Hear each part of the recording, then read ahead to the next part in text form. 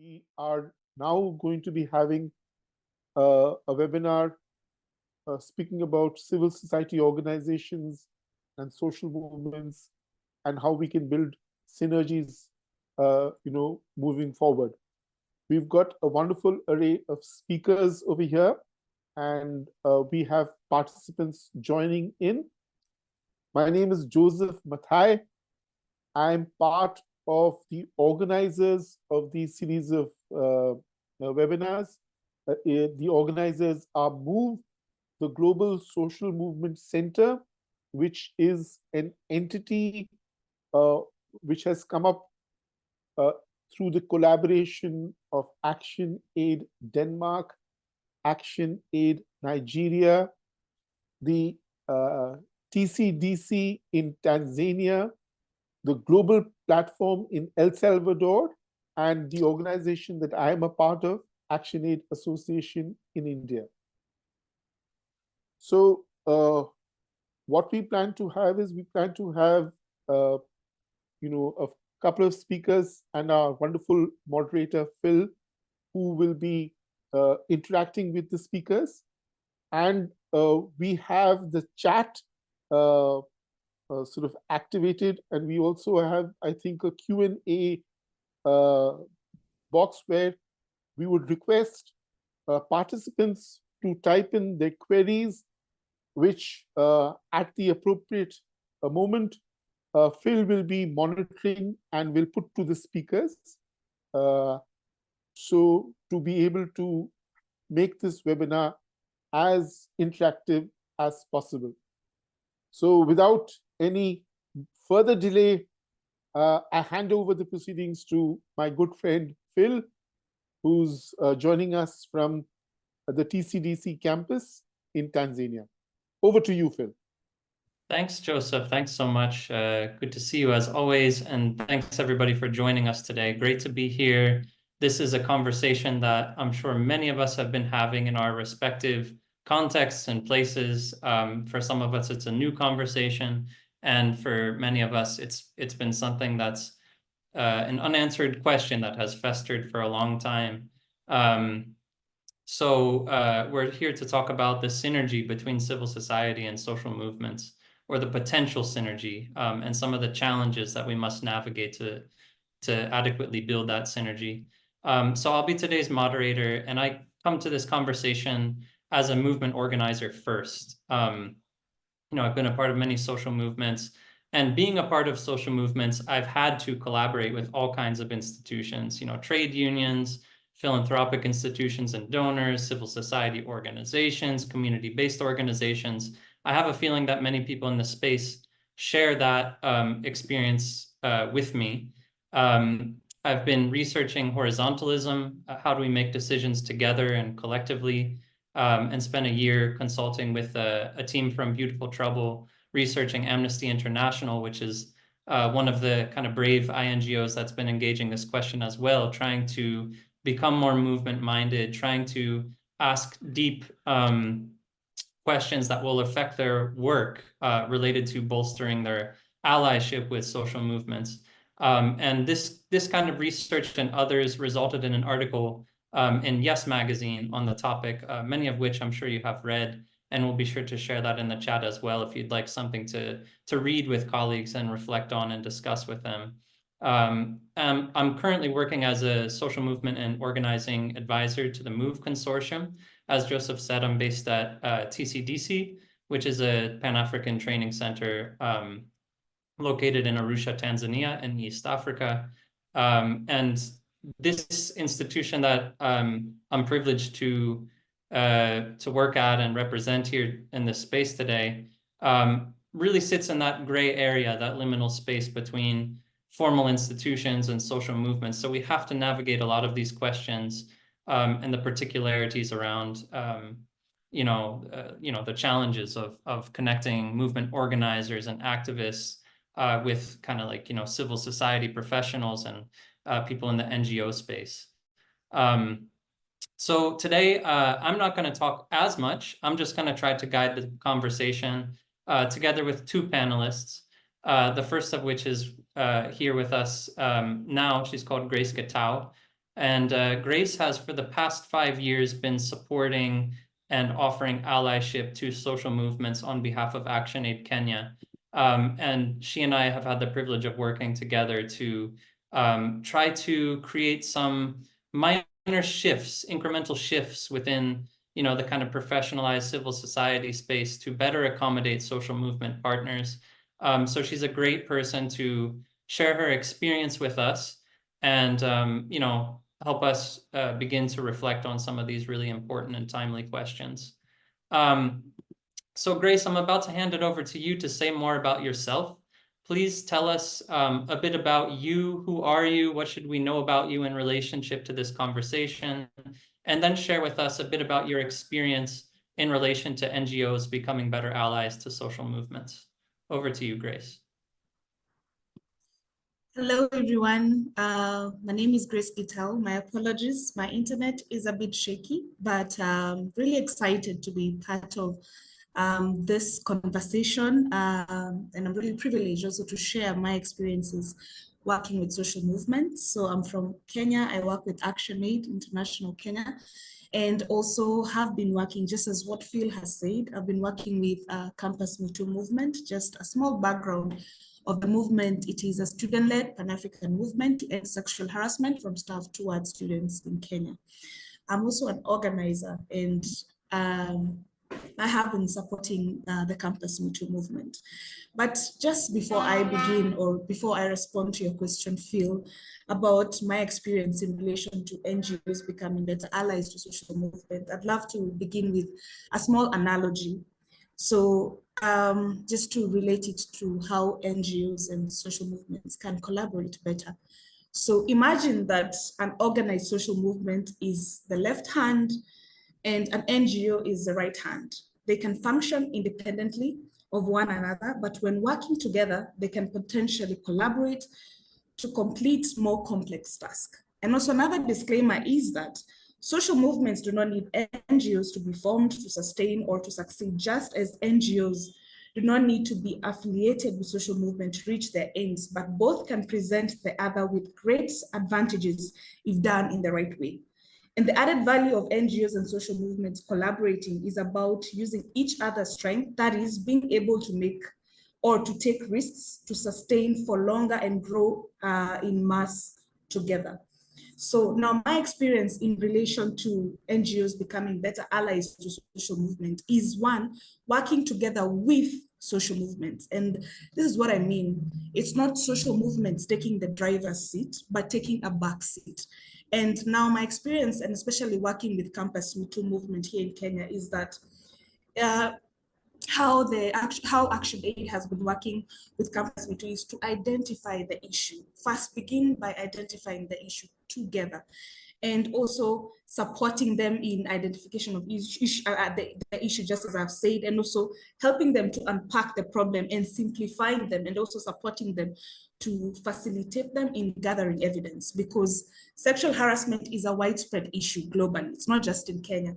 So we needed first to support them to gather the evidence and to understand what is happening, what is the problem? Why is there prevalence when it comes to sexual harassment?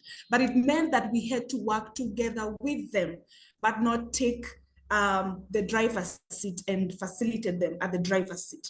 So it meant that we had to understand fully and help them to simplify the issue better, because they knew and they understood where the problem was. The students, when they were coming together, when they were thinking of, what do we do? Because there's this issue, it's prevalent in our country, and we want to break the silence. We want to amplify our voices more. They did not really know how best to go about it. And then when they approached us and wanted our support, we were able to support them by working together with them and help them unpack the problem, simplify that problem, and also facilitate them in gathering the evidence. And also, for example, even packaging their messaging, because there was a way that so that anyone out there can be able to relate to the issue and can be able to look it from a point of, there's this issue and there are students who have come together, there are students who are organizing, there are students who are mobilizing, and they need to, push this agenda forward to bring the social change that is needed. And another thing that we did is in terms of working with Campus Me Too movement is Action Aid Kenya in terms of our support is capacity building, because just a small background is that Campus Me Too began as a campaign. So, and I understand that at times we have movements who have already been in existence, they have already understood what it means to be a movement, but sometimes there are some movements that come organically. So then it means that there is need to provide that foundation in understanding what exactly is a social movement. So among the capacity building that we did is also offering them technical assistance through workshops and trainings and helping them understand, what is mobilizing, what is organizing, what are social movements? Because, sometimes if we are building movements, and for example, or if we are coming up with movements organically, there is also need for that for everyone to have like a foundation of understanding, because sometimes people maybe assume that, movement is just a group of people, coming together, but it's also important for them to understand what exactly movements are. And because we had the technical capacity and we had the knowledge and understanding of what, social movements work in terms of how Action Aid offers self-paced courses also in the global organizing and leadership development, where there's a lot of capacity building and self-paced courses on organizing, mobilizing, and all that. So we're able to support them in that. They took the courses and they were able also to understand what exactly am I as an organizer, or what exactly am I as a mobilizer. So, and also just to help them understand how to do advocacy work, and also just how to engage strategically, and especially with duty bearers, so that they can be able to attain the change they wanted to see. And another way that we're able to work with the movement members is also understanding that what we too often see as NGOs want to collaborate are asking the social movement to become more like them, to build formal structures and hierarchical leadership, which is the NGOization of social movements. So at times we lose the basic strength of social movement. So, and also just a learning is that NGOs need to take a backseat and stand beside them as a strategy of social change and not take the driver's seat.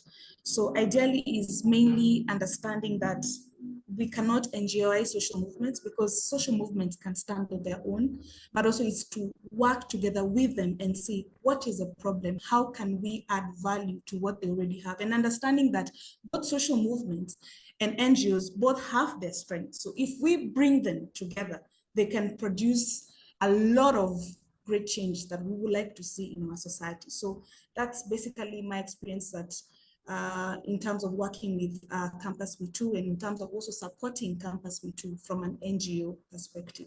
Yeah. Thanks, Grace. Thanks, Grace. That all sounds, helpful, but let's get into some of the real talk. What kinds of attitudes have you experienced from people within civil society when it comes to partnership with social movements?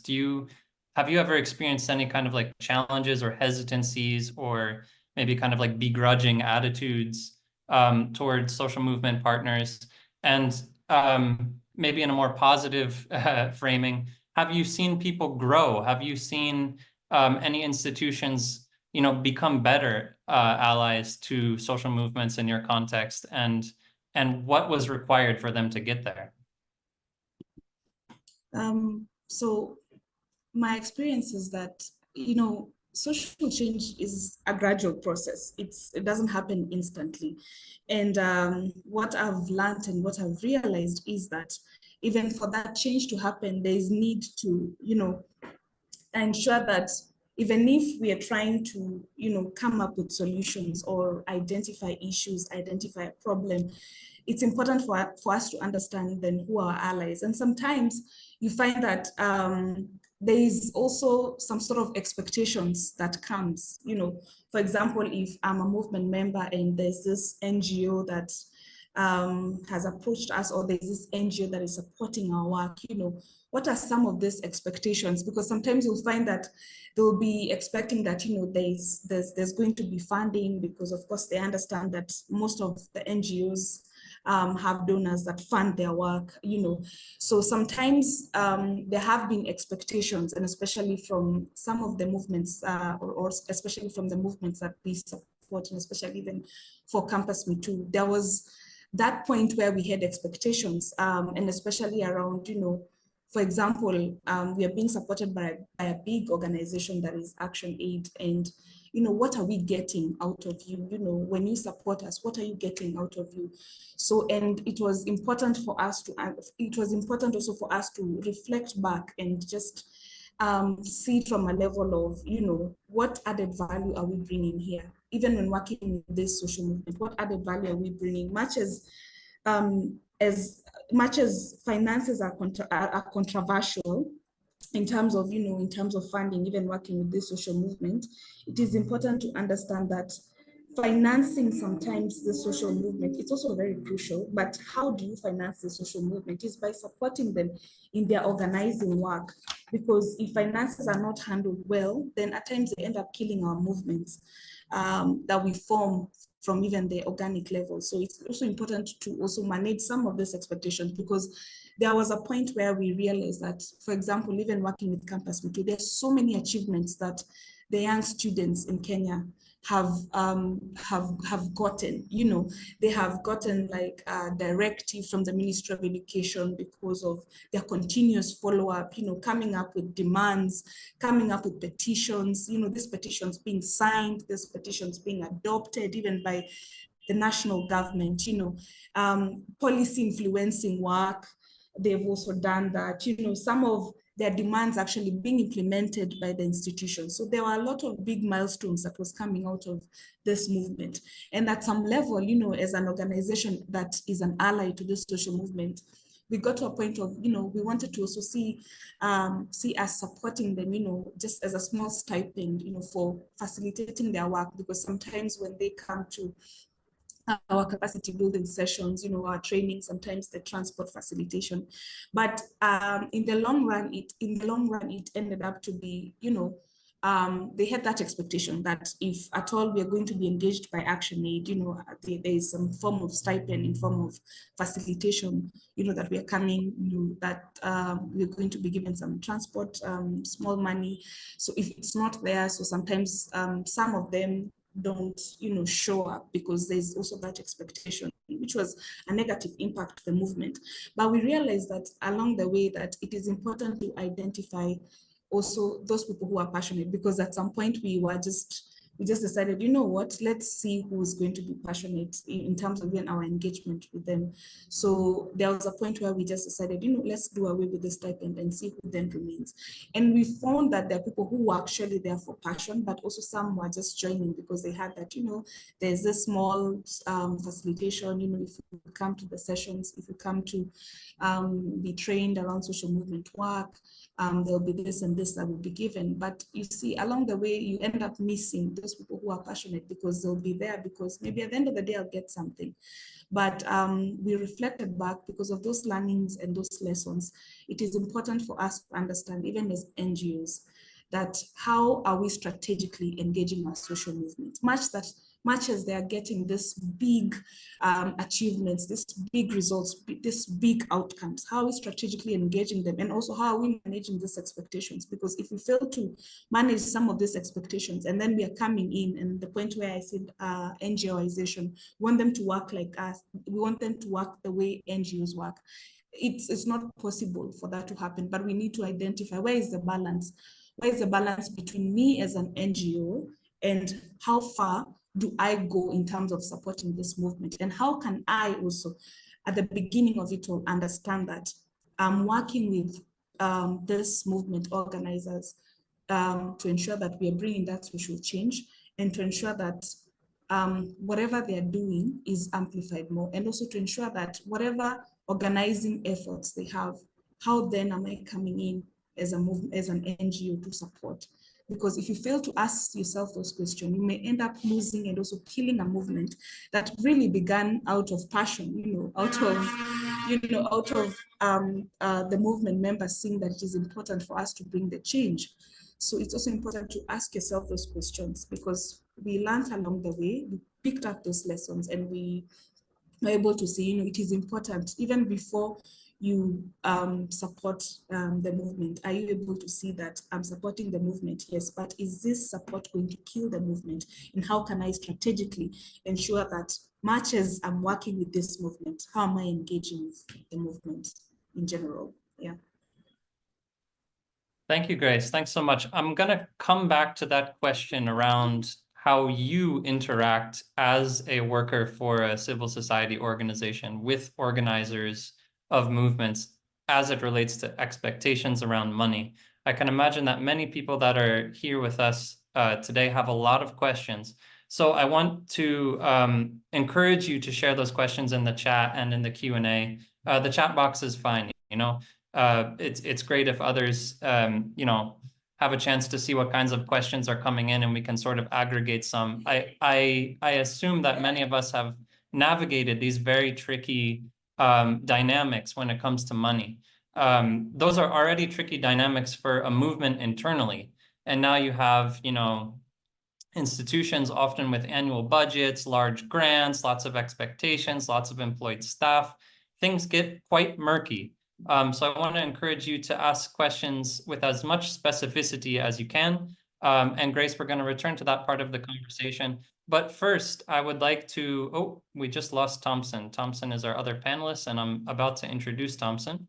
Perhaps just like a connectivity issue from Zambia. Let me just say a bit about Thompson as he tries to get back online. What I know about Thompson, having worked with him, is that maybe in comparison with Grace, who started, sort of largely working for an NGO and then trying to figure out how do I navigate this movement culture, Thompson sort of comes from the inverse personal history, where Thompson was part of a social movement, a youth struggle in Zambia, and sort of ended up in this civil society work later. So the two of them have kind of inverse, his personal histories as it relates to this question, which I think should give us some food for thought. Thompson, I'd love if you could just introduce yourself a bit, and then tell us about a bit about your experience in relation to NGOs becoming better allies with social movements, maybe as it relates to Youth for Parliament or other activist collectives within Zambia or wherever you have worked.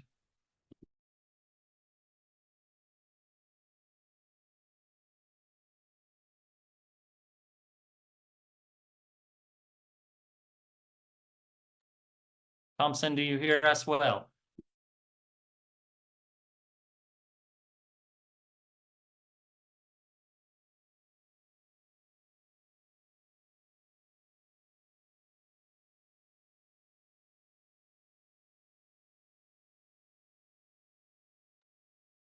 Thompson, I don't know if your connection is solid enough.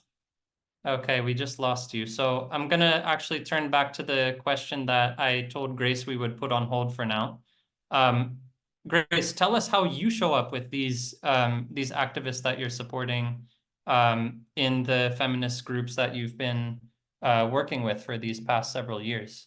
What are you conscious of when you enter that their organizing space as somebody who has, formal employment with a civil society organization? I don't know if you can hear me. I didn't quite hear your question well. Could you kindly repeat again? So the question is, what are some of the things that you're conscious of when you show up in a movement's organizing space? What do you have to kind of go into that meeting thinking, reflecting, how do you kind of position yourself? What kind of intentional things do you do to, deconstruct the disparities in power that can exist when you come in as, a worker for a formal civil society organization? Yeah.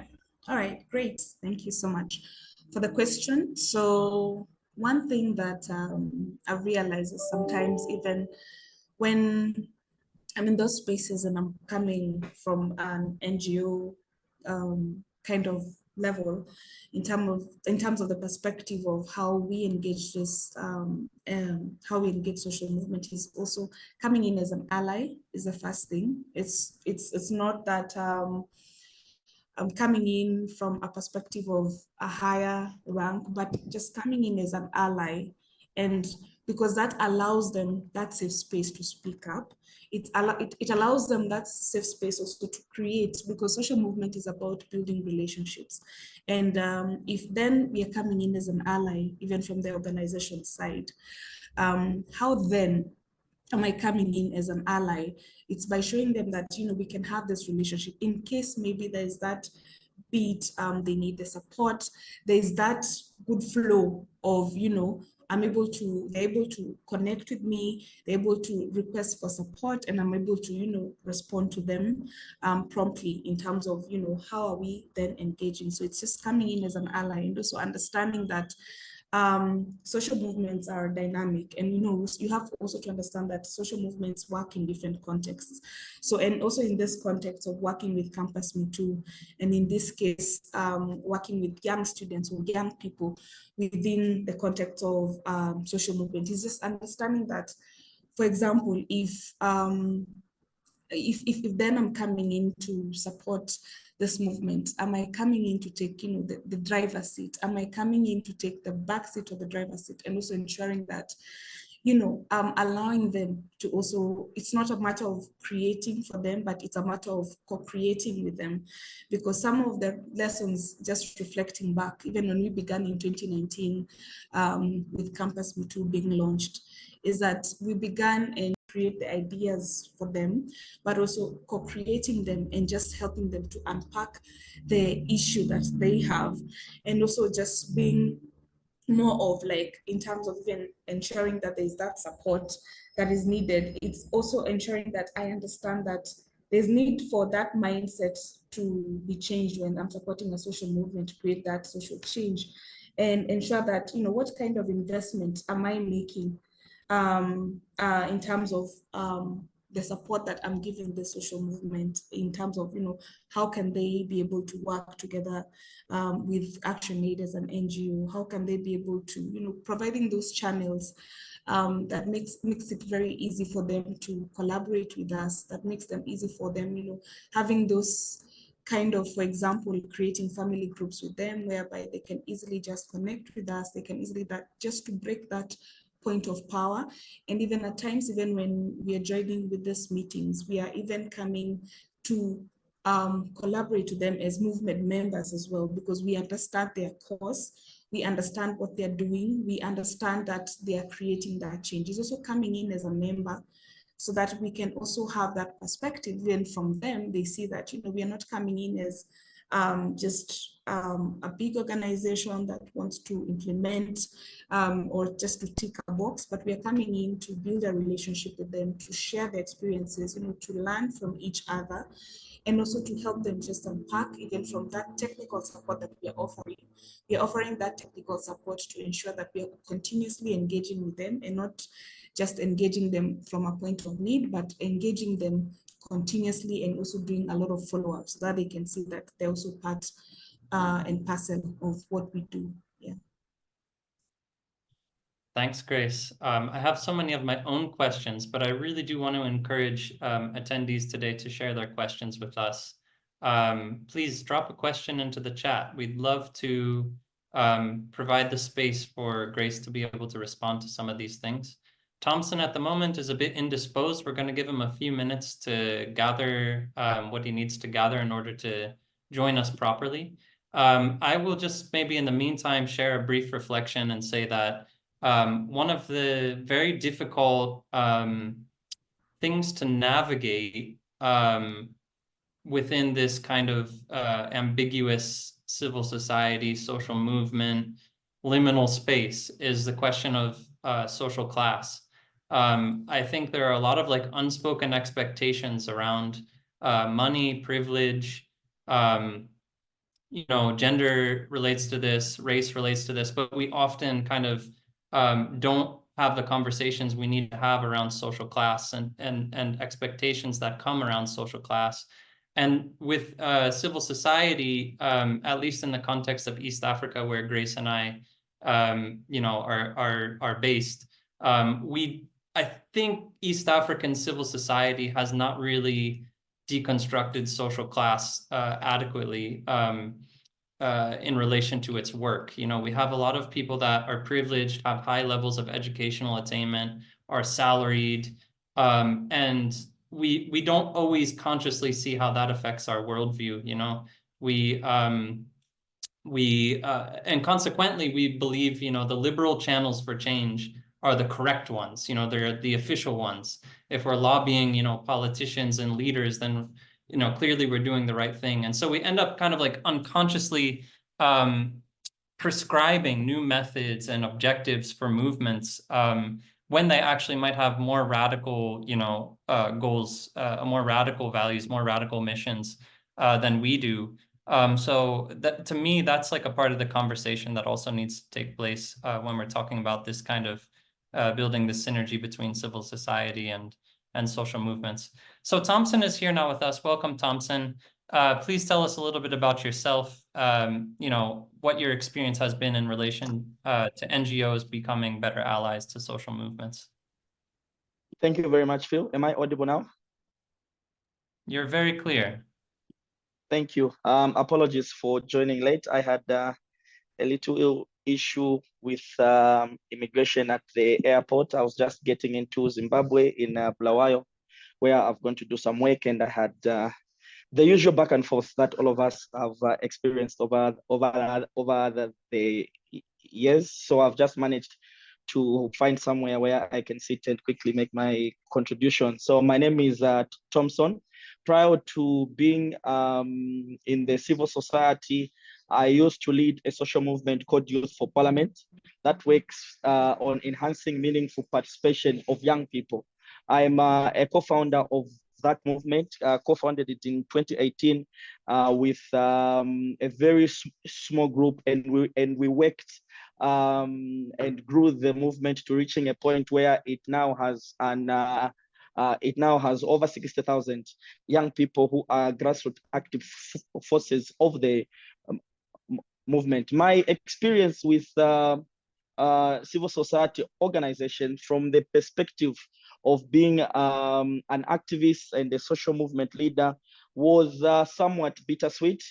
Earlier on, when we started the movement advancing the cause for young people to occupy spaces of power, spaces of leadership, and these are elective spaces. And even with just the name Youth for Parliament, it's about young people occupying parliament. So when we started our engagement with civil society organizations, most of them did not want to have anything to do with us, because our social movement is a political one, is one that advances young people to contest elections as members of parliament, as councillors, as mayors, basically wherever there is space that is being contested for and representation is needed.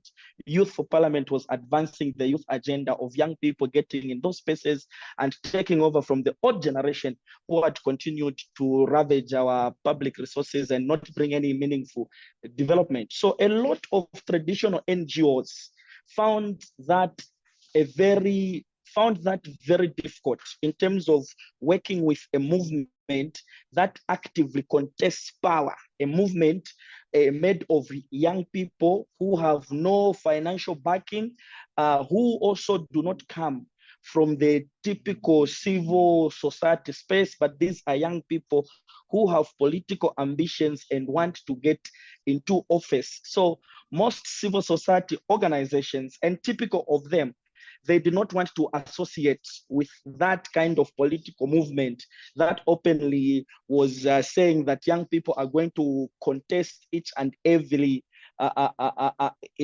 elective position. So it was very difficult. The movement went for months, even years, without getting tangible support from many civil society organizations in Zambia, even requests of just using the space at a civil society office. You're not asking for funds, you're not asking for money. You just like to go and use their space for your own meeting. Even that kind of support was not given. Talking about material support, financial support was not even imaginable. So it took several years and meeting other like-minded and meeting actors in the space who were movement-minded, people who were passionate around supporting such efforts, meeting people who saw the need and importance that social movements play, especially in the democratic space. And up until that point happened, there was really nothing to talk about in terms of civil society organizations in Zambia supporting Youth for Parliament as a social movement, even providing capacity development to the leaders of the movement. All of this was seen as a taboo because most civil society organizations did not want to associate, and most of them said they work with leaders of the day, they work with the government of the day, so they would not want to be seen to be working with a group, with a movement of young people that is advancing youth leadership, that is advancing the taking over of political power by young people from those that currently had it. So that whole idea of young people shaking the status quo and telling those that were in positions of power that we are coming and we're coming to take over, it scared the civil society space because most of them, as you know, work with the government, they work with government officers, they work with those who are already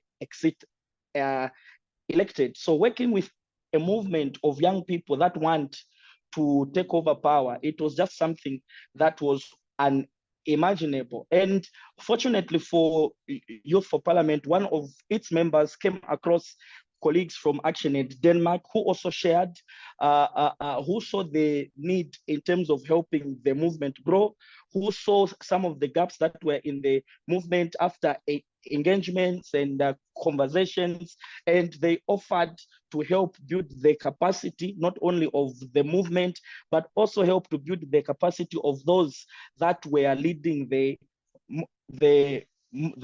movement. And that took a long time. But in the context of Zambia, I think even now, it has still proved to be very difficult to have these other traditional civil society organizations to work with social movements, to support movements, because movements to a certain extent are also seen as a pressure group. They're also seen as a group that is always at loggerheads with the government of the day or with those that are in power at that time. And it's one of the things that made me have a passion in terms of how do we assist and help changing this mindset of traditional civil society organizations to be able to see social movements and activists and human rights defenders as allies, as groups, as individuals, as people that they can be able to work with to advance the cause of good governance, the cause of youth participation, human rights, development, and all of those things, instead of looking at them as this group that might jeopardize the relationships that they currently have with the current ruling elite. So, like I said, it has been a bittersweet experience. Started out quite a little bit bad, the movement being rejected, but over time, as the movement started to show and started to bring forth results of young people occupying spaces of power through contesting elections and winning those elections, we are now seeing most traditional CSOs being able to open up their minds to these new ways of thinking, especially those that require supporting and working with social movements like Youth for Parliament and others. So that has been my experience, but to say the future looks good, though there's still a lot of work that needs to be done for us to reach at a level where civil society organizations can really become good allies of social movements in advancing the work that movements do, I think, across the globe. Thanks, Thompson. I also see that the chat is becoming more lively, more questions, more thoughts, more contributions. So thanks for building up this collective hive mind that this webinar is becoming. Please continue to share some insights, react to other participants' contributions and thoughts. That will generate a wonderful reflection and discussion. And I'll pose some of these questions for Grace and Thompson a little bit later. Thompson, quickly in 3 to 4 minutes, could you give us an example of where you've seen a civil society organization that in the past was not, a strong ally or supporter or member of a social movement start to do better? Do you have any reflections around, what you've seen formal institutions do to, join the struggle in more meaningful ways? Yes, without mentioning names, I think there was a time when most of the organizations now that have been very critical in terms of contributing to the success of Youth for Parliament, there was a time when they were not that open to working with Youth for Parliament. And I think it took changes within those organizations. It took having people leading some of those strategic leadership positions to be able to also open up. I mean, there was a time when Youth for Parliament would struggle to be identified or to be brought in the fold as a group of young people that could easily access the GP. We are talking about 2017, 2018. This is just a time when this movement has been formed, and all the young people in that movement have got ambitions to contest the upcoming 2021 general elections. And some of them, their intentions were already public knowledge. So to then have all of those using the GP as their place where they are meeting, strategizing, and having conversations around how they intend to contest elections against sitting ministers and sitting members of parliament. Earlier on, the GP was also a little bit shaky, but after a few changes, especially in some of the leadership positions, new people came in who saw that there was a need to advance greater participation of young people, especially in the political space, because almost everything that we do in terms of advancing democracy development is political. So you cannot advance any cause without looking at the political representation of those whose issues need to be advanced. So we have seen over the years, Global Platform Zambia has now evolved to be the bedrock, to be the space of the center of especially political activism for young people. And that change in mindset, that shift also translated into Action at Zambia, becoming movement-minded, opening up to support Youth for Parliament, also opening up their spaces for other different social movements to be able to use the global platform as the space for them to meet, curate actions, and go and cause beautiful trouble. Right now, a space that was closed is one that is being used by almost each and every activist in Zambia and in Lusaka to come and plan their actions. All of the protests, most of the times, they are planned from the global platform. In October last year, a few friends of mine, we came together, planned a very big protest. When we were cornered by the police, we ran to the global platform and we sought refuge there, and the police could not come in and break into that space because they know that in the event that they do that, they would have opened a Pandora's box where each and every activist in the country will rise up. So we have seen that shift in terms of how the Global Platform and Action in Zambia managed to transform. And right now, I think they have demonstrated with the different social movements and activists that they support, that they are now at a place where they have become more movement minded. They are not yet there, but at least there has been that transformation in terms of how they work and how they support young people and movements in particular. Thanks, Thompson. And of course, a lot of these necessary shifts are incremental ones. It might be a cynical remark, given that at this point in history, things need to happen fast. You know, there's a siege on Gaza, there's terrible things happening, there's climate chaos, you know. We need quick, swift answers to many of these things, but we know at the same time that there's a kind of revolutionary patience that we need to exercise as we try to nudge civil society in a more radical direction toward its partnership and solidarity with social movements. So Thompson, you've been one of the people really at the forefront of determining which kinds of tools are needed, which kinds of things can help formal institutions, NGOs, CSOs, you know, do this movement, solidarity movement, partnership movement, allyship thing more efficaciously, more impactfully, more strategically, more ethically. You know, you've been spending quite a bit of your time developing, you know, really practical tools. I would love if you could share about the Building a Movement Mindset Toolkit for something like 7 or 8 minutes, and let our attendees know about the upcoming workshop that will be happening at TCDC as well. And if you need any help, you know, sharing a screen, we will share the link to the Building a Movement Mindset Toolkit in the chat. But just let me know if there's any kind of like tech support that you need as you're going through. I know you've joined a little bit late as a result of your travel hiccups today. Over to you.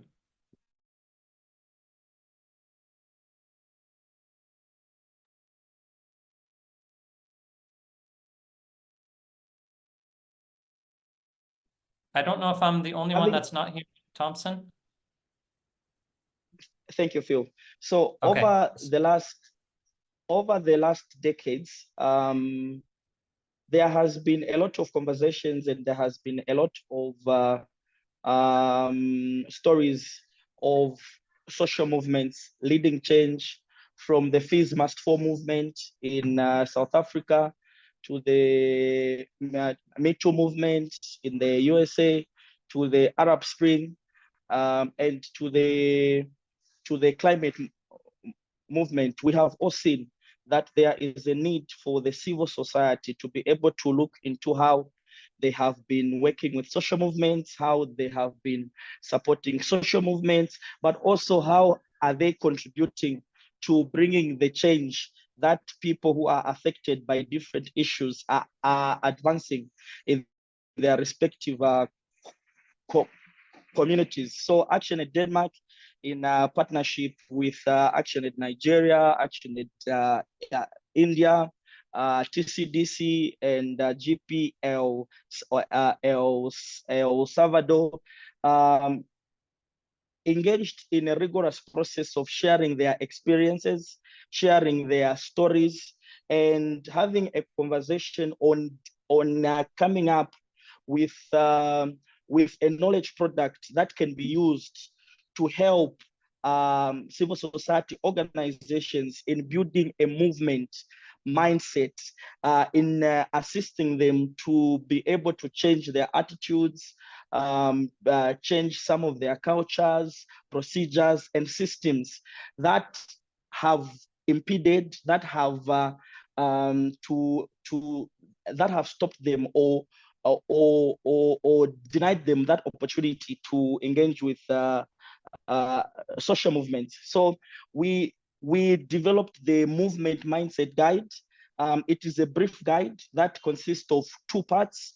The first part is an easy to read on changing organizational culture, on changing organization structure toward social movement engagement. And the other part is an easy to use toolkit with 2 parts. The first part has got tools for internal organizational transition to prepare for engaging social movements. And the other one is tools for initiating direct contact with movement engagement. And this was necessitated because there hasn't been a lot of knowledge products that a traditional NGO can look to when they want to do a reflection in terms of how they can engage social movements, but also in terms of how they can be able to reflect and change their attitudes, cultures, systems, so that they are able to meet the needs of social movements. And the target group for both the movement mindset guide and the toolkit, it is targeted at civil society organizations and other external stakeholders, including donors, institutions that would be interested in initiating engagements with social movements. And the whole essence of this package is to support civil society organizations in their transition to be able to become better allies of movements, but also to contribute to the work that social movements do. So the content of the guide, briefly, the guide has got basic principles of working with movements. It also highlights just how difficult that process can be. And there is also examples shared in terms of the definition of what a social movement is, definitions around what and how social movement support frameworks look like. And there is also a social movement circle that has been shared that highlights the different phases of movements. Because remember, movements undergo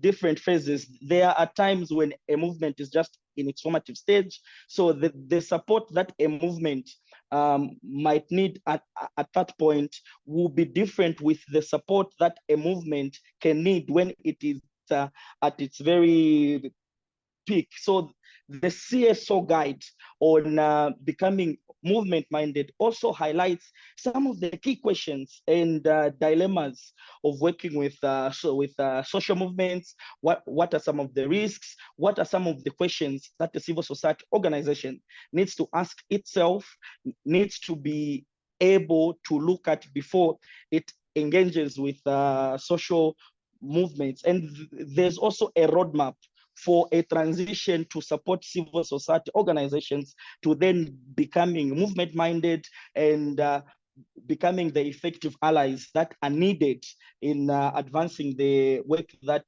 social movements do. The toolbox, which accompanies the movement mindset guide, highlights the key practical steps that an organization can take. Number one, to assist that organization to strategize in terms of engaging social movements. It also has tools on how you can identify movements, tools on how you can do a context analysis, tools on how you can support financially social movements, because most traditional civil society organizations, when you look at some of their financial and programmatic guidelines, especially their governing documents, they do not support unregistered movements. And most social movements are unregistered. So the toolbox has got examples of ways in which other civil society organizations have bypassed some of those bottlenecks in their financial guidelines, in their programmatic guidelines, for them to become more movement minded. There's also a tool on risk assessment. There's a tool on organizational assessment. And I think this is one of the very most important tools, because what the tool does is that it It empowers the NGO to be able to look internally. Does it have the capacity to be able to support movements? Does it have the human resource that is required for supporting social movements? Does it have frameworks of engagement that are needed? So all of these does give the NGO an opportunity to introspect internally and then make up their decision, but also the tools provide for a deep dive into whether or not that organization is ready in terms of supporting movements. So the two knowledge products which move together, I think they are an important contribution, especially to how as civil society organizations we can support social movements, but also offer an opportunity for us to be able to reflect and introspect and see if really we can be genuine and true allies of social movements, because social movement support is not a one-off. When you engage with a social movement, you need to continue to provide that support until the movement reaches its finality. So it is not something that is an activity, it is a process. And we share some of the examples from how ActionAid Zambia worked with Youth for Parliament, from how ActionAid also worked with movements in Uganda. There are a number of cases there that really, when you read through, you can be able to see, and they can be able to provide that guidance in terms of going on this movement journey. So we are excited. So far, a good number of organizations that have tried these products have given a lot of encouraging reviews. So we are hoping that this can be our contribution to enhancing the work that movements do by ensuring that civil society organizations can undergo the needed movement mindset change internally that is needed for them to be able to support the work that social movements do. So the movement mindset guide and the toolbox are both available. I'm sure one of our admins will be able to share the link in the chat. We are also available to offer any support that any organizations can need in terms of working with, engaging with movements, but also to offer our experience and share our knowledge on how other civil society organizations have gone on to transform using some of the tools that we have highlighted in the toolbox. Thanks, Thompson. It will be great for you and for Grace to share your contact information in the chat so that everybody knows how to get in touch with you. Just to repeat, or to offer further clarity, Thompson coordinates a team within the Global Social Movement Center, which convened this webinar, as Joseph said at the top of the webinar. Thompson coordinates a team within the Global Social Movement Center that focuses on this question of, kind of helping civil society organizations inch their way forward in terms of being in solidarity with social movements, working with social movements, navigating some of the treacherous waters that are implicit in such kinds of work. So that infrastructure is there to support you. We are here. Thompson is here. Myself, Grace, and our colleagues, we're here to support you in this journey if you find it useful. So we're not just trying to throw, a toolkit in a PDF at you without any kind of other support. We're here as humans as well to do a little bit of that hand-holding and walk together.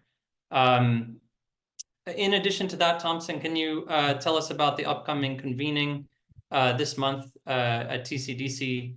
Are the doors closed? Can people still come? If they can pay their way to come, are they welcome to join us this month? Yes. So from the 18th to the 22nd of March, we are having the Building a Movement Mindset training at TCDC in Arusha.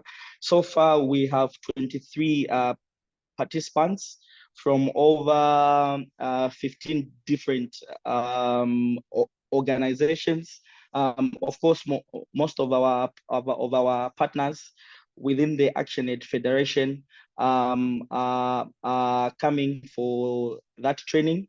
The doors for coming to engage and to continue to have an even to have a deep dive. So at the training, we'll actually be putting some of these tools to a test.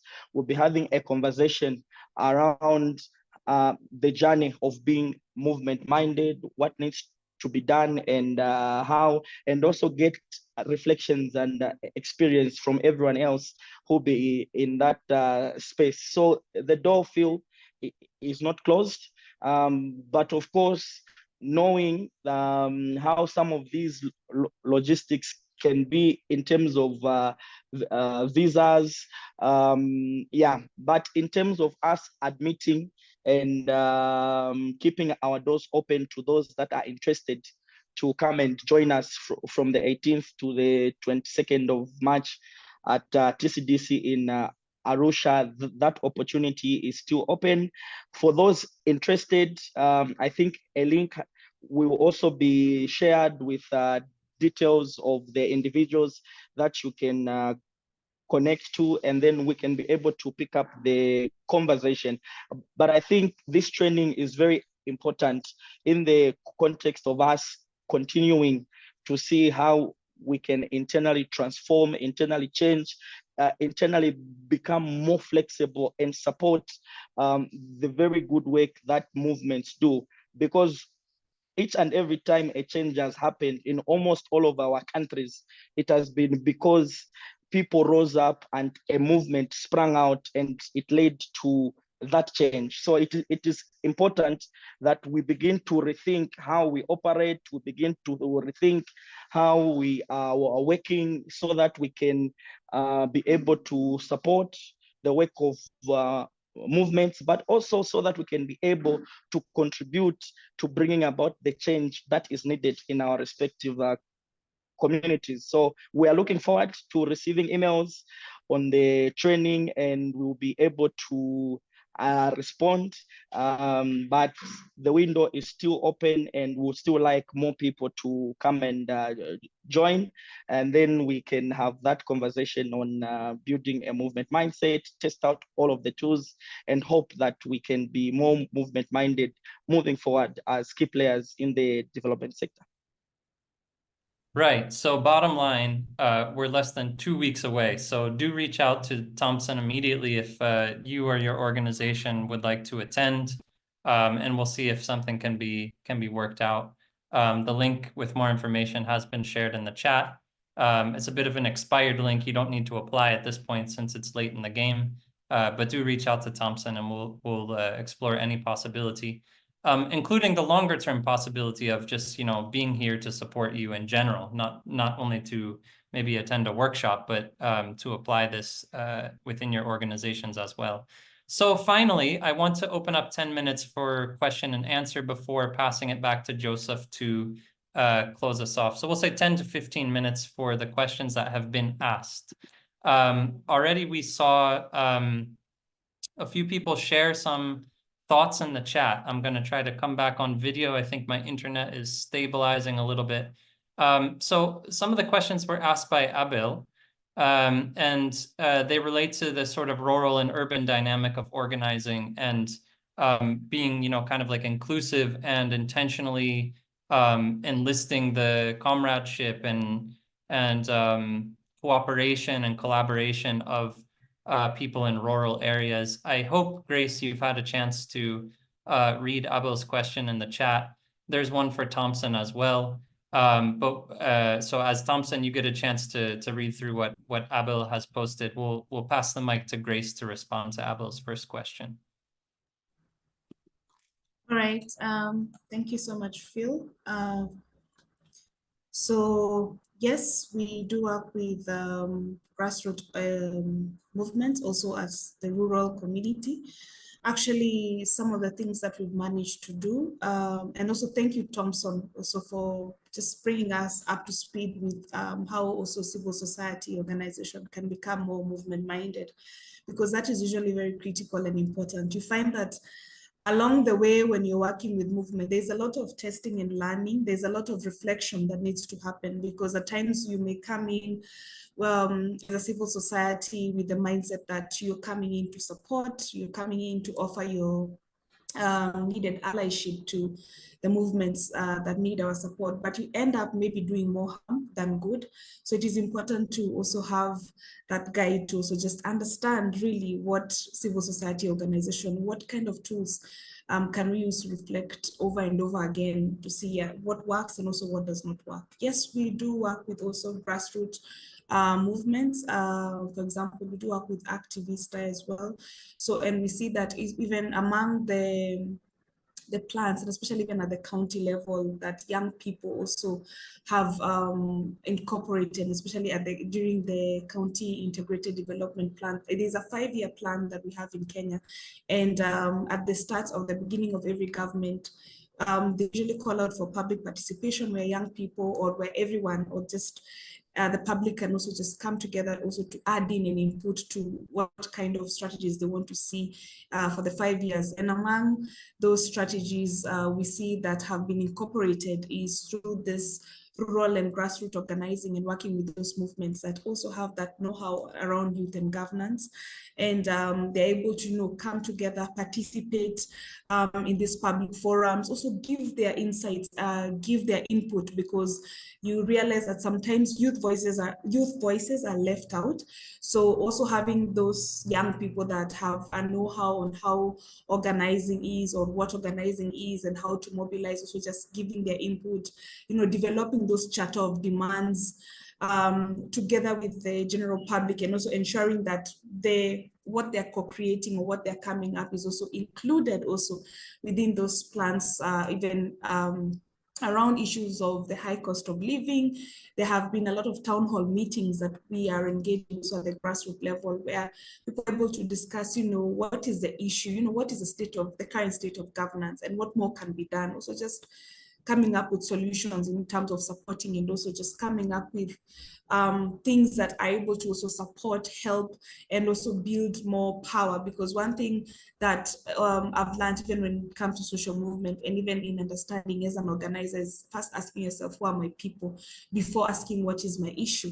Because if you understand them, who you are working with, you're better able to see where then can I go get this power that I really need. So, and if we have young people who have built been built their capacity to know that it is important to understand who is my people, so that then if I'm able to know who I'm working with, then even tackling an issue can become a bit easier, because I'm able to understand how to better mobilize and how to better organize for longer strategies. And also looking into how then, if I am a social movement member, how then can I ensure that also part of this engagements that I'm working with or I'm doing, are they also going to be engagements that are going to be sustainable? And it's also understanding as civil society organization, much as we are supporting, we also need to support movements that at the end of it, even if you're not there, are they also going to continue with the work that we are doing on the ground? Are they able to move forward? How are we creating that kind of synergy to ensure that we are working with social movements, we are their allies, but also they are able to also sustain themselves beyond even the support that the civil society bring on board. So we've done some of those forums, and especially at the grassroots level with young people, whereby they're able to come up with solutions together with the community members, and also just go to that national level and ensure that they're also voices are heard, they're amplified, sharing experiences. And apart from that, we've also created a space, also at the global platform, a safe space where young people can come, organize, and also have events, for example, social movement gathering, where we bring over different kind of movements, doing different kind of engagements or different kind of work, be it social injustices, be it environment work, whereby a lot of those movements, when they come together, they're able to share the experience, they're able to connect, they're able to network, and also build a platform that even when they are progressing or when they are building that change or social change, they're able to also know who to work with away from even the CSO. Who can I work with? What are other movements that are out there that can we also engage, that are doing the same work that we are doing, and how can we also add value to the work that also is being driven for the bigger change that we want to see. Thanks, Grace. Let's pass the mic to Thompson to respond to Abel as well, although Abel's questions were a little bit differently phrased in the chat. For each of you, there are some similar threads, so I'll leave it to Thompson to navigate that. Thank you very much, Phil. Abel, so the experience in terms of the buy-in when it comes to Youth for Parliament and the young people who are organizers of the movement, 3/4 of members of Youth for Parliament, and by members, I mean those who are active organizers of the movement in their respective communities. More than 70% of them are from rural areas. In my experience with Zambian politics and in the context of Zambian politics, the urban youth is very compromised. The urban youth has been commercialized. The urban youth will rarely want to engage in any struggle where there is no immediate a value or result or something tangible that is going to come back to them. So the model that Youth for Parliament runs for its membership and for all young people that want to engage with the movement is one that is premised on the principle that you need to organize in the community where you stay. So for most young people who have and had political ambitions, who are in rural areas, most of them had a lot of conviction, had a lot of interest in joining the movement and in working with the movement, because they saw this as a platform, as a vehicle that could be used for them to be able to sell their agenda to their community, but also for them to showcase their leadership abilities and capacities. And because they stay in those communities, it was easy for them to make significant headway in terms of being known, in terms of popularity, but also in terms of organizing the movement and having a structure of other young people joining in their respective communities. The same can't be said about the urban youth who is busy. 90% of their time is on social media. They are out there looking for economic opportunities, and anything that they engage in, there has to be a sort of benefit that accrues. But for the rural youth, when they engage in advocacy, when they engage in advancing a cause, it is about benefiting their entire community. It is about uplifting the lives of their entire community. The mindset of the urban youth is a little bit different. So in the case of Youth for Parliament, there was a lot of buy-in from rural youth. In fact, 3/4 of young people who got elected to being members of Parliament, all the 7 members of Parliament that came from Youth for Parliament, all came from rural areas. All of the 14 councillors who are at the same level with mayors. So in an urban area, they are called a mayor. In a rural area, they are called a council chair person. From the 14, 2 are from urban areas, and the remaining 12 are from rural areas. And that same ratio goes even with the local government councillors. So the youths in the rural areas had a lot of buy-in. They were more engaged with the movement. And for us, that opened our eyes, because while the urban areas have got the most numbers in terms of population size, when you break down the demographies in terms of young people, you'll find that most of the young people, even when you look at the voter rolls, they are actually in the rural areas, because those that migrate from rural to urban are actually few. So Abel, that was in the context of Youth for Parliament, but also when you look at other movements over the years that have also engaged in similar struggles, there has been a lot of participation from the rural youth, even though most of the times traditional NGOs only tend to mostly engage young people in the only in the urban areas that they have a presence in. But I think it is important that as civil society organizations, we open up more, engage the rural youth also, because all of these conversations that we are having around human rights, development, and participation, we need to ensure that we are not leaving anyone behind. So that is the context in terms of Youth for Parliament. Most of their members are from rural areas. Most of their elected members of parliament are from rural areas. Most of their councillors who were elected are also from rural areas, showing that the participation of people in the movement coming from rural areas was actually more, and it actually brought a huge impact that contributed significantly to even the change of government that we saw in Zambia in 2021.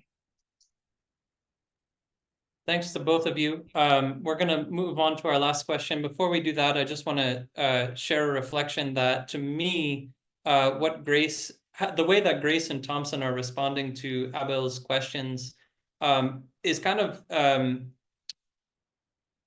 pointing to this kind of reflection around competing worldviews between civil society, traditional civil society, and social movements. You know, social movements often harness the collective power of the most oppressed groups. Civil society tends to privilege like the institutional structures that exist, even if they're imperfect, you know, the judicial system, the market, the private sector, the state, the law, traditional media establishments. And when we think about partnerships, these are usually where civil society puts most of their attentions, finances, resources, efforts. So I think, you know, if social movements in modern history have taught us anything, it's that we need to be thinking counterintuitively about where does the power really lie. If it does lie with the people, then we need to, you know, prioritize those most oppressed groups as, you know, the strongest, you know, people in society to make change. So to me, that's what I'm going to be thinking about a lot. I also saw some great insights that Patrick Bond shared in the chat that I'm going to take away and read more after this webinar. I hope a few others do the same as well. Finally, there's one last question before we toss it back to Joseph and Thompson and Grace. I think the question is for Thompson. I'm going to ask you to be really quick about it. The question is, what was peculiar about Global Platform for them to open up to you as a social movement? This question came in when, Thompson, you were relating an anecdote about GP Zambia. And I think, if I'm not mistaken, the question is sort of pointing us to this discussion about what qualifies really as a social movement. I think that's a very controversial kind of question that demands an entirely different webinar, but maybe you could just take 2 minutes to respond to the query. Thank you very much, Phil. So what drew most young people and movements, inclusive of Youth for Parliament, to the platform, I think, was reading about the work that Activista Zambia used to do.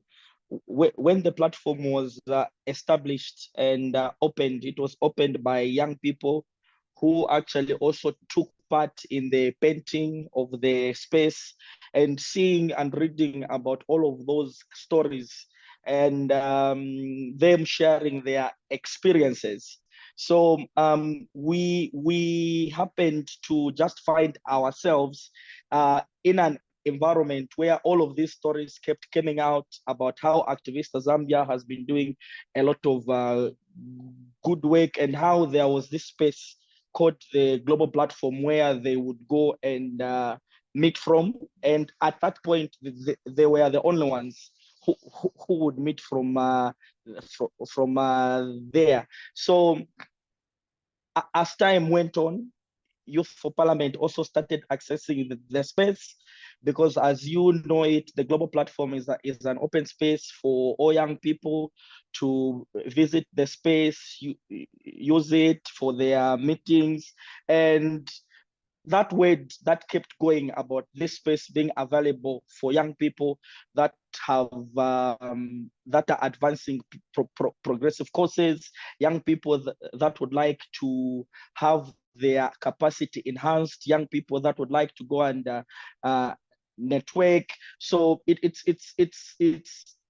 that is sort of how we came to know the space. And once we got into that space, we managed to then ensure that the space is opened up even further for other young people to be able to come in and to also utilize.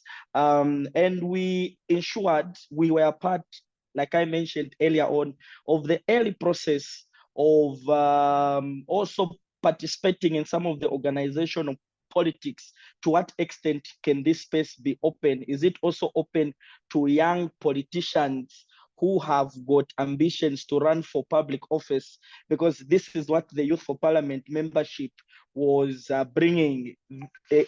It was those kind of young people who started accessing the GP, and true to the spirit of the GP and what it was meant to do, it managed to harbor all of these young people. And right now, almost each and every elected young person in Zambia knows about the Global Platform and knows about Action-Aid Zambia, and most of them do attribute that had it not been for the space, it would have been very difficult for them to receive some of the capacity that they needed for them to become the leaders that they are today. So that's how we knew about the platform, and it's a very good space. And we are hoping that moving forward, all the platforms across the globe will remain as the bedrocks of activism, as the bedrocks of direct actions, and as the only safe haven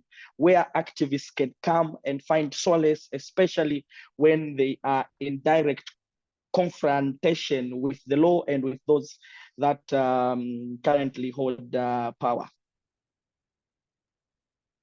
Thanks, Thompson. Thanks, Grace. We really appreciate all of your insights. Thanks, everybody who joined us today. It's been really great having you. We want to continue this work together with you. It's something that needs a lot of us. There's no better time than now to tilt the balance of power towards social movements. And we have all kinds of infrastructure, money, support as a global civil society to do that. So there's no better time than now in history to have that courage and take some of the first steps. And as Grace put it, there's a lot of, trying and learning. You try once, you make some mistakes, go back to the table, reflect, right? So just a little bravery is needed for this journey. Joseph, over to you so you can close us out for the day. Thank you, Phil. And I don't feel like closing this wonderful session.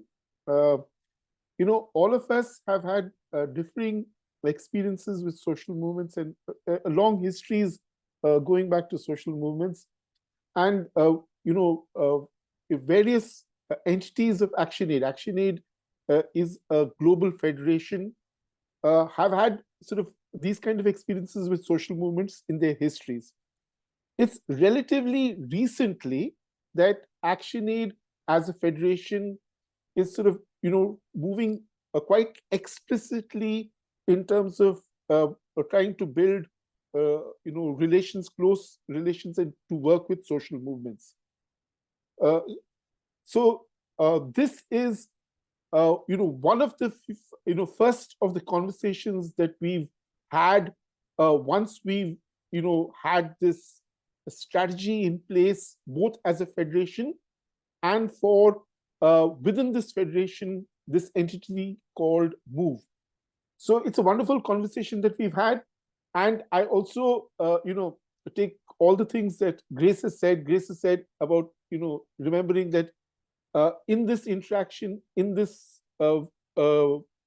forging new relations with social movements, civil society organizations need to remember to take an entire back seat, and build the protagonisms of social movements. There's also what Phil had mentioned, what Patrick had raised, the dangers that Patrick had spoken about of the building of alliances with left-wing intellectuals and social movements, which apply to us also. So thank you, Patrick, for sharing that. And before I bring this sort of evening to an end, I would like to just remind everybody that there is another very important webinar which has been planned for the 4th of April.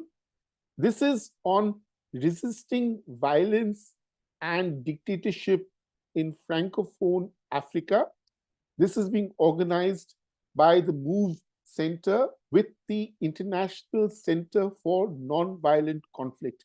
So please mark that date, block that date, and we will be back with further details.